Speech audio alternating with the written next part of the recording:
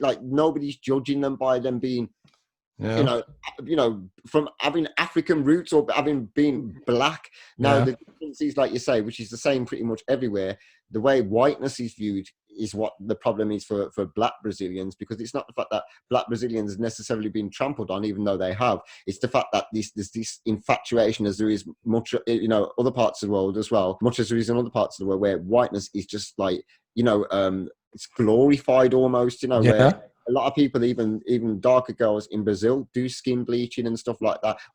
The lighter skinned people walk around with more confidence. I'd say almost an arrogance. More opportunities. I'd say they actually come in with some kind of arrogance at times as well. And I think that me and Alstallio, straight away, we didn't do it intentionally. I went there thinking, oh, these beautiful Hispanic looking girls, these Latinas. And I'll be honest, within 2 seconds, or we're getting to know them, there was a couple of nice people, but I found they were so arrogant in the way, and it is almost like I'm a social, you know, it reminds me of the caste system, much like India, where it's like, you know, I'm this caste, so, you know, I don't even have to look in your direction, and they carry that around. But the black people was so engaging, whether they spoke English or not. The difference between Brazilians and anywhere else is that they won't get frustrated at you for not speaking Portuguese. They'll just talk to you, innit? They will talk to you. If you don't understand, it's fine. They will smile. They will try and work away through. They'll try and mimic something, you know, looks like charades or whatever, you know.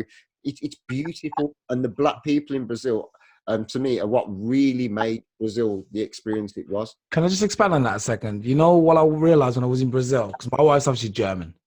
So when we went to Brazil and they found out that I was English and she was German, they didn't care about me. They were like, "You're German.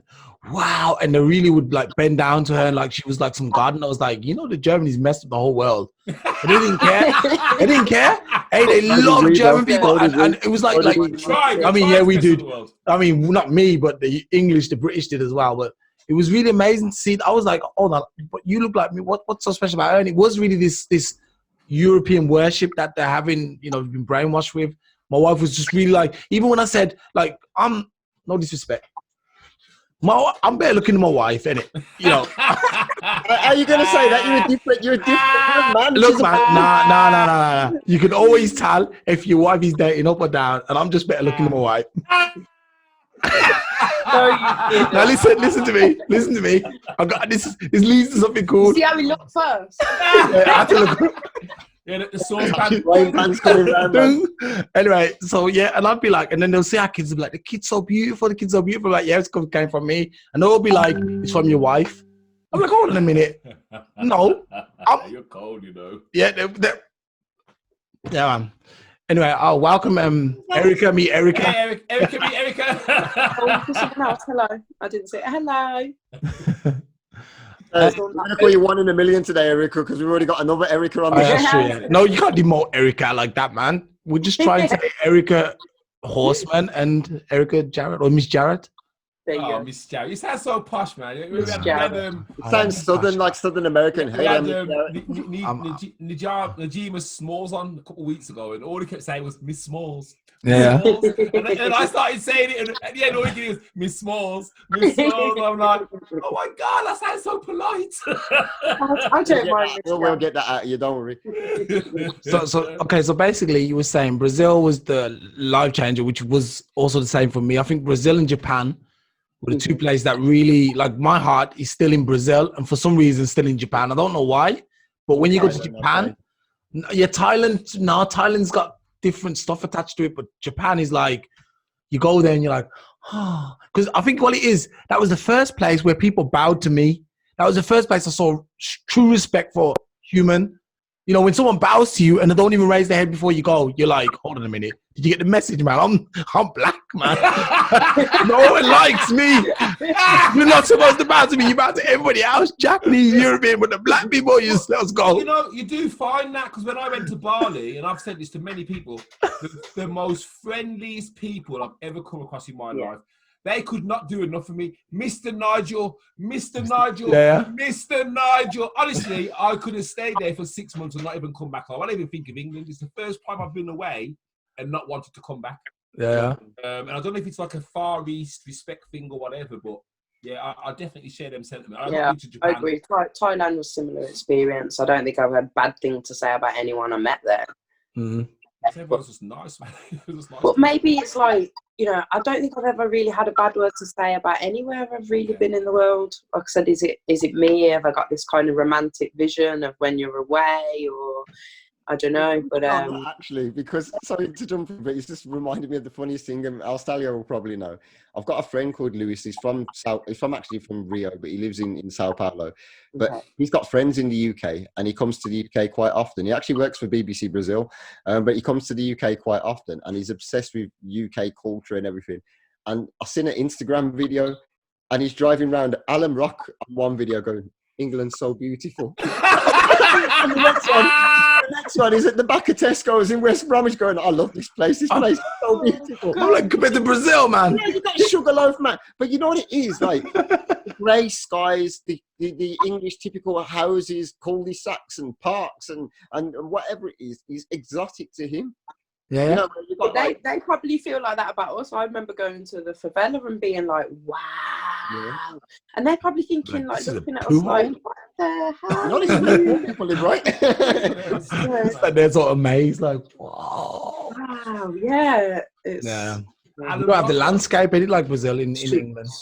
It's true, Alan Rock though. Let me ask you, I don't know if you covered anything before I got on the show, but how did you get into doing what you're doing now? And what was you doing before you got, or still doing, now? I don't know if you're full-time on this or not. Life's been a bit of a windfall in terms of work. So after I left uni, I got into fundraising. So I help charities raise money and help them develop. And that was a real saving grace, actually, because that allowed me to basically work from a laptop pretty much anywhere. Yeah. So I've been doing that on and off over the years, but not really with that much kind of financial gain or reward. It's charity work. A lot of the time they pull on my heartstrings. I end up doing it anyway. So, you know, then I've had to pick up other things along the way, and I like learning new things anyway. So I've done a bit of sales, bit of admin. My mum runs a local business to where I live, which is cleaning and laundry. So I've always been kind of a pivotal role within that in the technology side of things. So, you know, her social media, recruitment, admin, just general support. And then more recently, so the last job I had before launching Pregnancy Bump Box, I was just literally in a job that I couldn't stand, really. The job itself I enjoyed. It was a sales job. I was working in construction, which was a new industry for me, so interesting, new challenge. But you know, you've just got that feeling that I'm worth more. I've done all these things, and I'm here on 18 or 19,000 pounds a year, and it's the kind of thing you do when you're in your early 20s, and a lot of the girls with big ideas, you know. Yeah, a lot of the girls that I work with, you know, they've been with their partners for 15 years, they've bought their house, that's been their only ever job. Yeah. And I just thought, I can't see that ever being me, and I can't see my life progressing here. So that's why I was telling Nigel earlier, I kind of took the extreme route of quitting my life completely. It was easier than bearing what I was living at that point for me. You know, having done all of these things and travelled and doing so much exciting work. So I literally quit my relationship, my job, my apartment, moved back in. It's all gone! Moved back in with my mum. Looking at the Pomeranian going, "You're next, buddy, you're next." That is one thing that I'll never give up. I'll never give it up. So he's all right. He came with. And I literally started again, and with this vision of Pregnancy Bump Box. Now, initially, it was the subscription model that attracted me. It was the business model itself, this idea of having residual income one day that, you know, just kind of keeps turning. The aim eventually is to have a box a month, so you know, keep them for 9 months, and pregnancy's never going anywhere, so keep them coming back. It's a good place to sit, actually. Their friends, or keep their sister, or, you know, it'll always be someone once you've got them. So it was a model really that I fell in love with, and then it was just trying to find a way to how do I apply that to something that means something to me.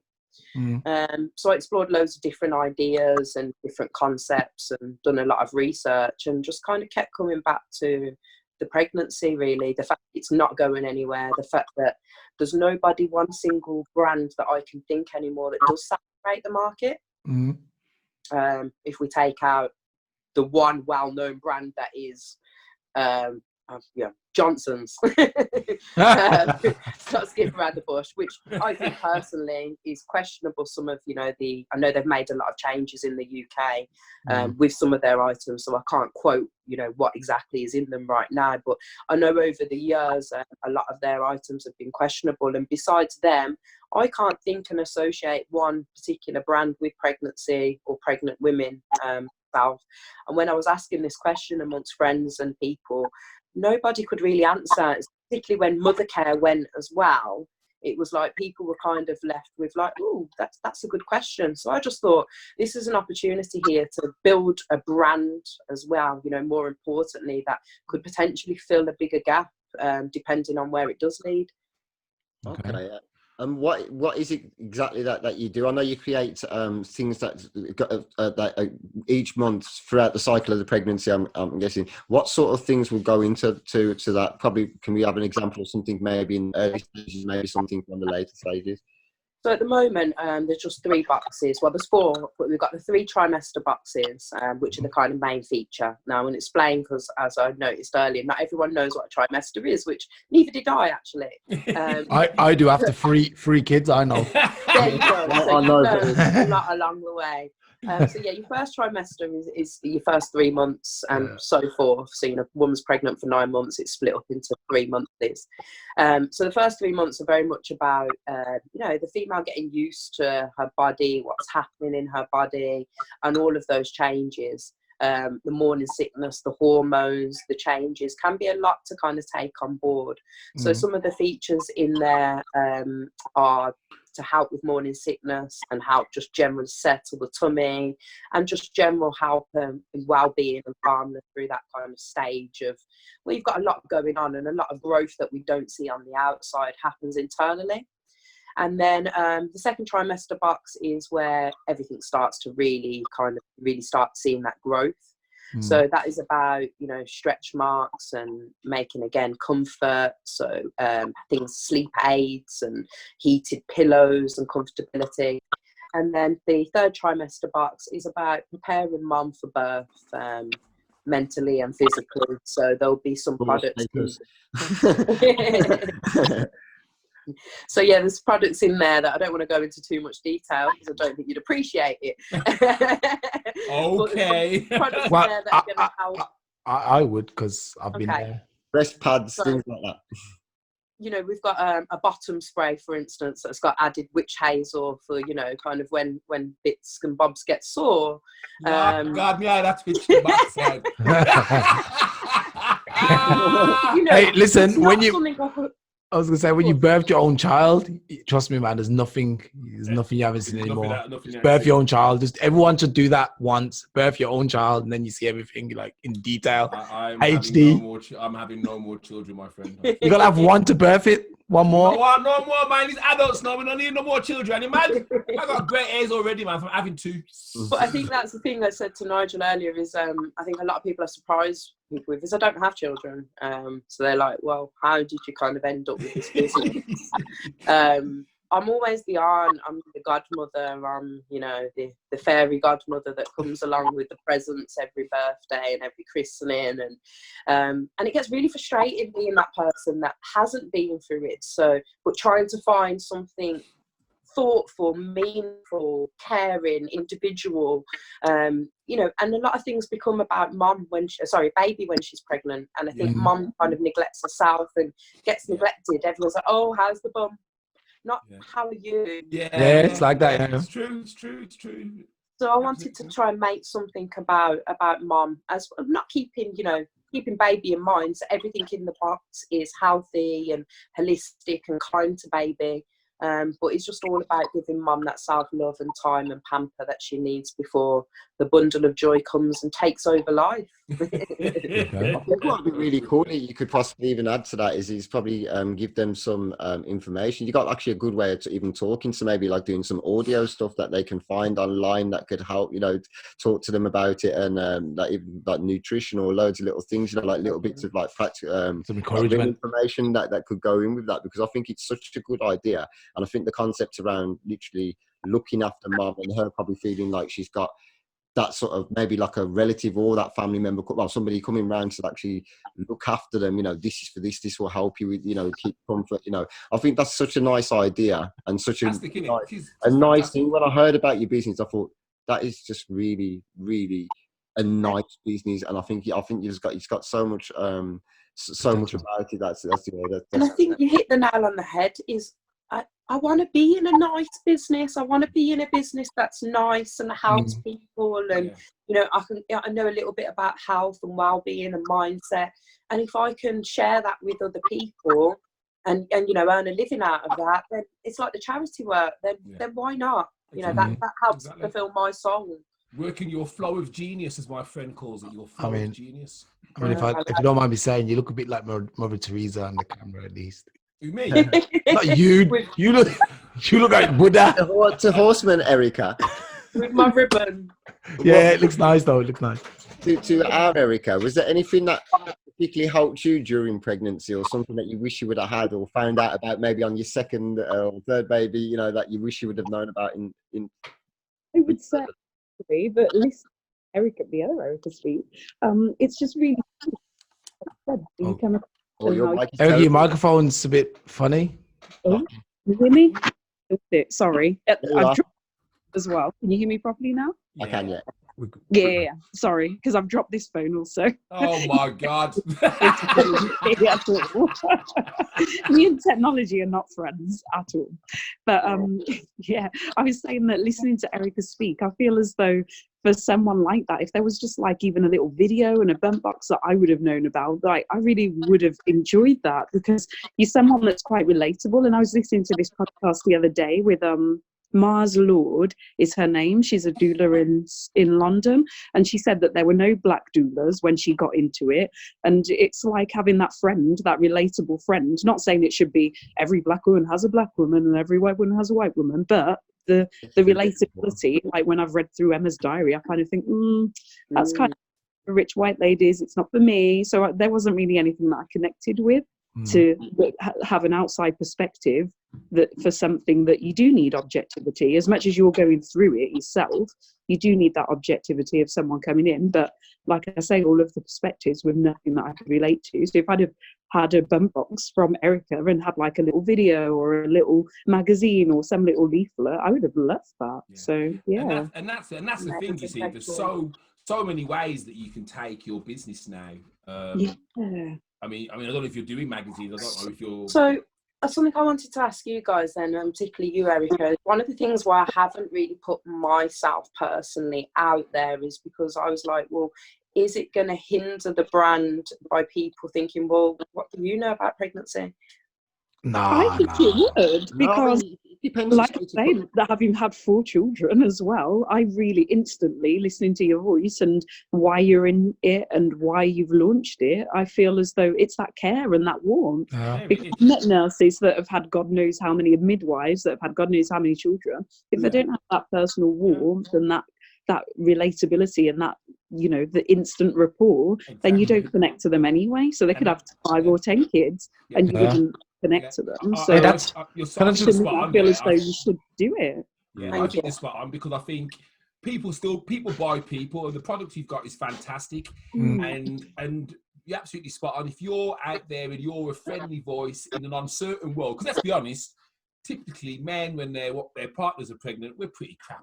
Like, you all right, love? You all right? Beer? I can't drink. Are you sure? I mean, speak for yourself. Shut up, man. I was the best husband.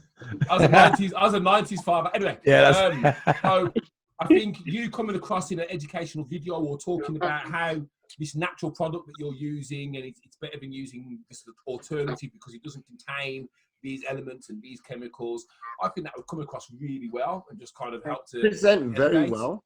So I would use yourself as the kind of the spokesperson. The brand still sits behind you, but you can be the voice of that brand. I think, you know, Erica's spot on there when she said that. I think that's really. Thank you. And I really like the point that you made about Emma's diaries. Thank you. I've been really about not being relatable to, you know, ethnic women. I'd read through the info that was there for the baby, but then essentially I'd just zone out and just be like, it doesn't connect with me at all. So no point. Now is your time. Now is the time. I feel like this do it. like massive potential for growth, and I just Now wish. is the I think you time. should. Yeah, I think you should just obviously just have a look at what you got, because what you've got is so great. I mean, like Erica just said, or Nigel actually just said, actually, to describe a bit about what's in the box, about how it affects mum and baby. Like I say, talk about the trimesters, so that you know the stages that people are going through. I think would be amazing if that was just like a 1 or 2 minute video, Absolutely. audio or something that's just left up like you do when you pin a post on a Facebook post. That'd be it. And just leave that there, and maybe have one actually for each trimester. Yeah, actually, like brilliant. Logo of the business, you know, like you said, a couple of videos. You can share them all everywhere. What happens then? People say, "Who's this girl talking about boxing? Oh, yeah, where she's from?" And they follow you back to they follow your breadcrumbs back to wherever you are, and that's where they see the glory of what it's all about. Yeah. You really could accelerate that. And the good thing about that is that you talking about residual income, you ain't that far away from getting the big bucks. I think, Mum, like you say, pregnancy is like some of the few industries that we've got. You know, COVID taught us a lot about things that won't stop even in the midst of a pandemic, and that's much the same with pregnancy. You know, people who were caught up 3 or 4 months pregnant when this outbreak started, or was here in February, March, or that, still have to go through the pregnancy. They're still going to have discomfort. They're still going to go. It's like, you know, it's just like you say, what you've done is there's a circle that it's just not, it's never going to end. It's the same as funeral directors, without being morbid, they're never going to end, because the cycle of life is going to continue. And your, sorry, go ahead, mate. Your product as well during this time of crisis would have been a light for someone who's locked in. I can't come out my yard. I'm isolated. Oh, my pregnancy, you know, my box has turned up. And there's some things in there to keep me positive and keep me motivated. Do you have any kind of support group for people to go to who are customers, maybe, who can give you feedback? No, but I think that needs to be the next step, is like to start some kind of Facebook group for customers to go and be able to support each other. Yeah. I mean, it could be as simple as, like, you know, if you was to send out your box, and then contained in that is a list sample of numbers for the local antenatal centre, your local support in, say, you know, mental health, local, you know, whatever it may be. Little simple things, you know, talk about, you know, temperature norms or something like that, or things to look out for in each term of pregnancy. That could be something like indicators of not you don't want to spook anybody, but, you know, just things to watch out for, to be mindful of. I think just little tiny bits of information that you'd consider to be important throughout, like you say, the trimester, just on a small little leaflet, like Erica said, that, like, it could be that, like, okay, I can put that on the fridge now because I've got these numbers that are, you know, if I feel like, if I'm a bit unsure about something, then that can lead back to the fact that you've provided that for them. You know, even the fact that it's got your website link on it yourself, or like, because Nigel obviously he works in marketing and stuff like that, and there's so many little, and I mean, you'll know, Nigel, it's the tiniest little things that you would have to do now. It's probably not as big as you think, where you're thinking, oh, videos here, there, and that. You're not going to have to commit yourself to like that. You may have to commit yourself to 3 individual videos for each trimester, and maybe an introduction on your business or something like that itself, what it does, and then maybe just think of 2 or 3 additional things that you could put in your box, maybe stuff like, I don't know, when it's like a certain kind of bubble baths or something, like, you know, anything that again is wrapped around the idea of comfort or well-being or something, and then put a couple of info things in there. I think, you know, even if it's got a fridge magnet with your, you know, bump box thing on it or something like that, just so people, you know, can have some kind of you know, something to attach, you know, your name always with those things. And one of the niches that Erica's gone down is all very much natural products. So I was going to ask if it was holistic product. No Laura sulfate, which we use in floor cleaner, foot cleaner, toilet cleaner, shower gel. It's all vegan and stuff then. All vegan.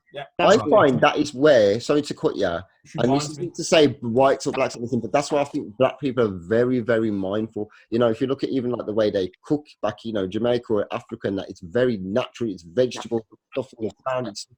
It's you know, we don't tamper with our stuff. We don't put preservatives in it to make it last longer and these kind of things. You know, even like your bread, everything. It's just one of the I've made, one of the new suppliers I actually met met through our Motivational Queens group when I went to the event in March. And she is actually a Caribbean lady that started the magnesium and coconut products. And they are, I mean, I brought a basket for my mum because she suffers with arthritis, and I've been reading a lot about how magnesium, the benefits of using it. And my mum's been using it for a couple of months now. And, you know, I definitely think there's been improvements in her joints and in her pain. And the products themselves are lovely. They're fresh. There's limited ingredients in them. And just, I generally love learning. I'm on my own journey at the moment. I'm doing a bit of influencing. I feel like so pathetic. And modelling. I feel so pathetic saying it because it's never really been my ambition in life, but I'm trying to use it for, again, as a platform for something positive. So I'm not, you know, using fashion brands and makeup. I'm using things like sea moss I've introduced into my diet. Sea moss, heard of that. Irish moss, testing that out and sharing that with my, you know, my followers, and sharing the benefits of different things, different health drinks, you know, different ways, mindset, yoga, particularly through lockdown as well. But I didn't do that with my business because I felt like, am I going to be a hindrance to the business, particularly as, it's terrible to say it, but my following up to now is majority white.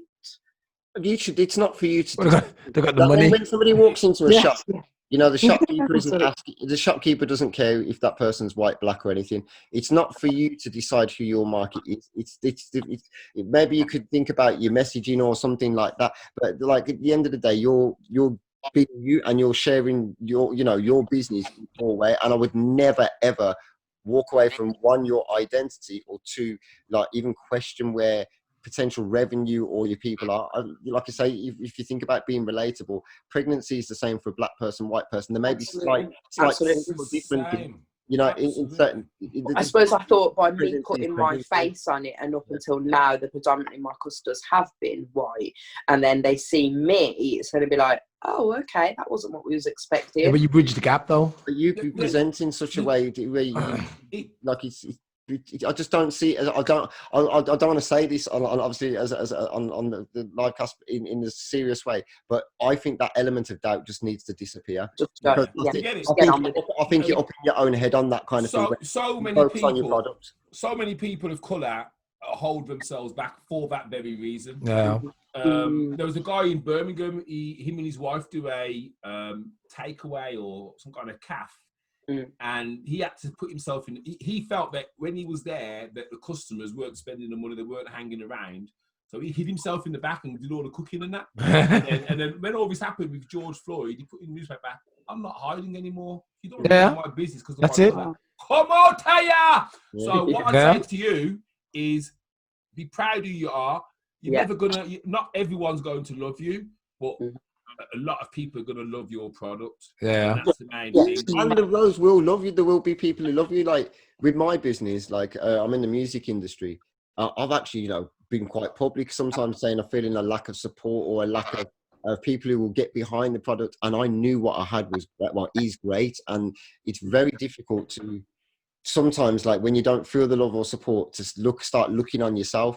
But my intentions were always genuine. I was out there to advocate and help musicians. I was out there trying to do great things. So I realized, no, what I'm doing is actually good, you know, and and that will ultimately come across good. And I think it's like you can't. What it was is I realized that the way I felt shunned, I was perhaps shunning some of my own musicians because I wanted this particular musician, this one who I'm obsessed with their music and I love that person and I really want them to be the person who's my customer, who's championing my business. But maybe it's this acoustic musician who's maybe not so good, who's on an early stage and that, but that person is right behind me, ready to share and get behind the messaging and everything. And I had to look at myself. That's when I said I checked myself at the front door, because it's not like we're talking about white or black or whatever.